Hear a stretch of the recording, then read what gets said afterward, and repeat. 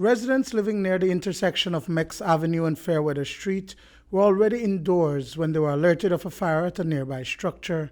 The elevated house has been abandoned and used primarily by people with mental health conditions.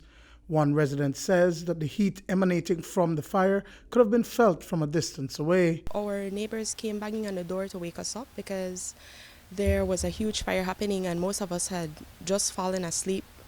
So when I heard the banging, I got up, I walked, I opened the door, and I felt this heat. And when I looked across the street, it was up in flames. It was a huge fire, but the firefighters were already here trying to out it. The National Fire Service received a call just before 10:30 p.m. and 2 trucks were dispatched to the area. Quick response from firefighters allowed for the fire to be contained, and it was completely extinguished before midnight and electrical power restored to the area quickly. When we arrived, that building was totally engulfed in flames. We managed to extinguish the fire, limiting the damages to that one structure, whereby an investigation started.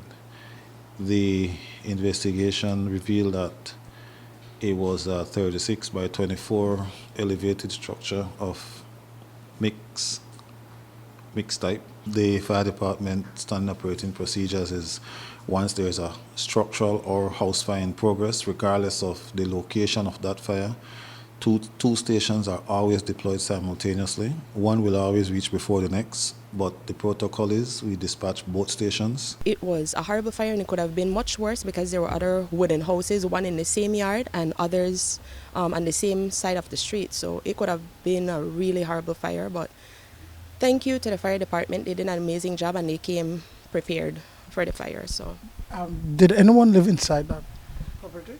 No, not the owner of that property died a couple months ago, and so it was unoccupied. But I'm not sure if anyone went up there or how it started. We just woke up to flames, a really big flame. The building reportedly had no utilities, so what could have caused the fire? What we did learn was one of the rooms located in the southeastern portion of the building where the fire reportedly started from had a single bed with mattress, which showed that somebody was occupying the building. Even though we know the building was an abandoned building, we can't even identify who was the sole person occupying the building.